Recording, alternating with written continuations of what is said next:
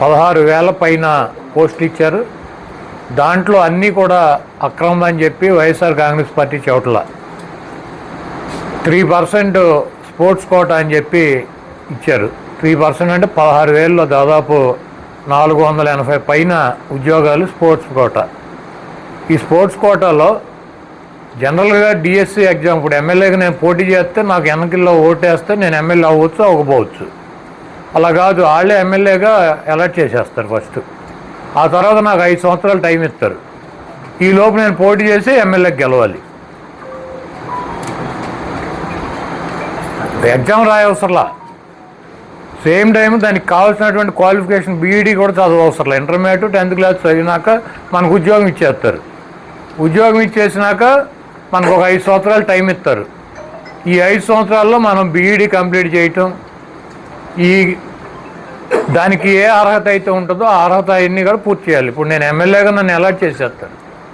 నేను 5 సంవత్సరాలు నాకు టైం ఇస్తే నా టైం అయిపోయే లోపు నేను అప్పుడు నామినేషన్ వేసుకోవటం, మీ దగ్గర అందరి దగ్గరికి రావటం, నాకు ఓటేయమని చెప్పి అడగటం, ఈ కార్యక్రమం అంతా ఆ తర్వాత చేయాలి. ఇప్పుడు లోకేష్ గారి నాయకత్వంలో ఉన్నటువంటి ఈ విద్యాశాఖ ఈ డిఎస్సి ఎగ్జామ్స్ కనీసం బీఈడీ ఎగ్జామ్ రాయకుండా వాళ్ళకి సర్టిఫికేట్ లేని వాళ్ళకి ఉద్యోగం ఇచ్చారు. అదేవిధంగా డిఎస్సి రాయని వాళ్ళకి కూడా ఉద్యోగం ఇచ్చారు. దానికి కారణం ఏంటంటే డిఎస్సి ఎగ్జామ్ రాయనాడికి డిఎస్సిలో ఉద్యోగం ఇస్తారు. ఎందుకు అంటే స్పోర్ట్స్ కోటాలో ఎవడో లేడు రాసినాడు కాబట్టి ఎవడో ఒకరిని ఎత్తుక్కొచ్చి మేమే ఇచ్చామని అడుగుతున్నారు. ఎవరిని ఎత్తుక్కొచ్చారు అంటే స్పోర్ట్స్ కోట అంటే ఏంటి, పేకాట. ఎందుకంటే ఇంకే ఆట ఆడినాడు లేరు వీళ్ళకి, కాబట్టి ఆ పేకాటను కూడా కలిపేసి బ్రిడ్జ్ గేము దాంట్లో ఇచ్చేశారు. అదేవిధంగా ఈ గుడివాడలో ఏఎన్ఆర్ కాలేజీ ఉంటుంది, డిగ్రీ కాలేజీ, కేటీఆర్ కాలేజీ ఉంటుంది. ఈ 2 కాలేజీలకు ఎప్పుడో 10 సంవత్సరాల నాడు ఒక 2 విద్యార్థులు స్పోర్ట్స్లో పాల్గొన్నారు. వాళ్ళకేం ప్రైజులు ఏం రాలే. ఈ 2 కాలేజీలో పాల్గొన్నారు. ఈ ప్రిన్సిపల్ ఆ ప్రిన్సిపల్ రాసి ఇచ్చారు వీళ్ళిద్దరూ పెద్ద పోటుగాళ్ళు బాగా ఆడారని. వాళ్ళకైనా ప్రైజులు వచ్చాయంటే ఏం రాలా, ఆడారు అంతే. కాబట్టి ఆడారు కాబట్టి కాలేజీ ప్రిన్సిపల్ సర్టిఫికేట్ ఇచ్చాడు కాబట్టి ఆ సర్టిఫికేట్ని ఆధారం చేసుకుని మేము ఉద్యోగం ఇచ్చేసామని చెబుతున్నాడు. నాకు కరెక్ట్గా గుర్తులేదు కానీ పంజాబ్ కానీ హర్యానాలో కానీ ఈ ప్రకాష్ సింగ్ బాదల్ అనుకుంటా ఆయన ముఖ్యమంత్రి, వాళ్ళ అబ్బాయి ఏమో హర్యానా వాళ్ళ అబ్బాయి ఏమో ఇట్లా విద్యాశాఖ మంత్రి. ఇద్దరు బాబు కొడుకులు ఇద్దరు కలిసి సేమ్ టీచర్ ఉద్యోగాలు అమ్మేసుకున్నారు. అరెస్ట్ చేశారు. 7 సంవత్సరాలు జైలు శిక్ష పడింది ఆయన ముఖ్యమంత్రి గారికి 7 సంవత్సరాలు జైలు శిక్ష పడింది. ఇదేం చిన్న కేసులు చిన్న వ్యవహారం కాదు, ఇది చాలా పెద్ద వ్యవహారం. ఎందుకంటే వాళ్ళు రెడ్ హ్యాండెడ్గా దొరికిపోయారు. బీఈడీ చదవని వాళ్ళకే ఉద్యోగాలు ఇచ్చారు, డిఎస్సి ఎగ్జామ్ రాయని వాళ్ళకి ఉద్యోగం ఇచ్చారు. స్పోర్ట్స్ కోటా అని చెప్పి వాళ్ళు ఎక్కడా కూడా ఒక ప్రైజ్ కూడా కొట్టని వాళ్ళకి, ఒక మెడల్ కూడా లేని వాళ్ళకి ఉద్యోగం ఇచ్చారు. ఇది రెడ్ హ్యాండెడ్గా దొరికిపోయినటువంటి కార్యక్రమం. ఈ కార్యక్రమాన్ని ఇప్పుడు బొకాయించే కార్యక్రమం ఏంటంటే విలేకరులు, జర్నలిస్టులు కానీ జర్నలిస్టులు, మీడియా కానీ మీడియా. ఇప్పుడు ఈ ఉద్యోగాల్లాగానే కొన్ని మా దగ్గర ఉన్న డబ్బులతో పెట్టించుకున్నాం. వాళ్ళతో అసలు ఇక జగన్మోహన్ రెడ్డి గారిని తిట్టించడం, దీని గురించి ఎవడన్నా మాడితే ఆడికి అవగాహన లేదని చెప్పడం, మేమే ప్రపంచ మేధావులని ఒక 4-5 సూటు బూటు వేసి బొఫున్ గాలను కూర్చోబెట్టి మనం తిట్టించడం, ఈ కార్యక్రమాలన్నీ అనమాట. ఇప్పుడు ఈ డిఎస్సి చదవనాడికి ఎలాగో అలాగే సూటు బూటు వేయగానే అటు మేధావి అయిపోతాడు. ఒకటికేం పంచి కట్టిస్తారు.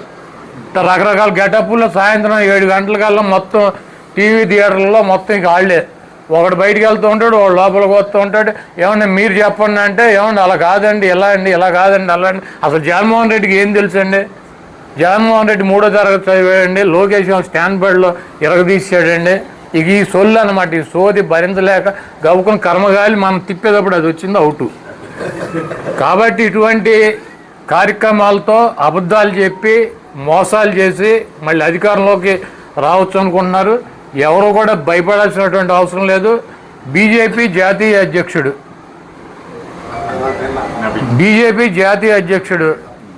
ఆయన నబీన్ అధ్యక్షుడని ఎమ్మెల్యేగా రాజీనామా చేయించారు. జితిన్ నబీన్ అనే అతన్ని ఎమ్మెల్యేగా చేసి ఆయన రాజ్యసభ ఇచ్చారు. అది ఎన్నికలు ఎప్పుడు జరిగినాయి? 25 నవంబర్లో జరిగింది. ఇంకా సంవత్సరం కూడా అవ్వలా, 9 నెలలు అయింది. 60,000 మెజార్టీతో గెలిచాడు అతను. అదే స్థానానికి బై ఎలక్షన్ పెడితే నిన్న ప్రశాంత్ కిషోర్ కొత్తగా పార్టీ పెట్టుకుని 20,000తో గెలిచాడు. ఎందుకంటే కాక్రోచ్ ఉద్యమం వీళ్ళు చేస్తున్నటువంటి ఇప్పుడు నీట్ ఏముంది, నీటు పేపర్ లీక్ అయిపోయింది. నారాయణ చైతన్య వాడు చేసేస్తాడు పేపర్ లీక్ వాళ్ళ స్టూడెంట్స్ కోసం చేస్తారు. ఎవడో ఒకటి నా పోటాను మీ పోటాను ఎవడో ఒకటి చూసినాన్ని బలిపాలు చేస్తారు. చేసినాన్ని ఏం చేయరు, చూసినాన్ని చేస్తారు. బలిపాసం చేసి మళ్ళీ ఎగ్జామ్ పెట్టారు. 21 మంది పిల్లలు చనిపోయారు. పిల్లలు చనిపోతే దాని మీద కాక్రోచ్ జనతా పార్టీ అని చెప్పి విద్యార్థులు ఆ మంత్రిని రాజీనామా చేయించమని అడిగారు. 21 మంది పిల్లలు చనిపోయారు, కుటుంబాలకు నష్టపరిహారం ఇవ్వండి, ఇంకోసారి ఇట్లా జరగకుండా మీరు కఠిన చర్యలు తీసుకోవాలి, ఆ మంత్రిని రాజీనామా చేయమని డిమాండ్ చేశారు. చేస్తాళ్ళు తీవ్రవాదులు, దేశద్రోహులు, పాకిస్తాన్ నుంచి వచ్చారు, ఆ పక్క దేశం నుంచి వచ్చారు, మేము చూసాము, ఆ కంచికి వాయించి కింద నుంచి దూరతంటే వాళ్ళు కాక్రోచ్లు, మిడతలు, బొద్దింకలు అని చెప్పి తిట్టారు. తిట్టినాక తప్పక రాజీనామా చేయాల్సిన పరిస్థితి వచ్చింది. వస్తే ఈ భోగాపురం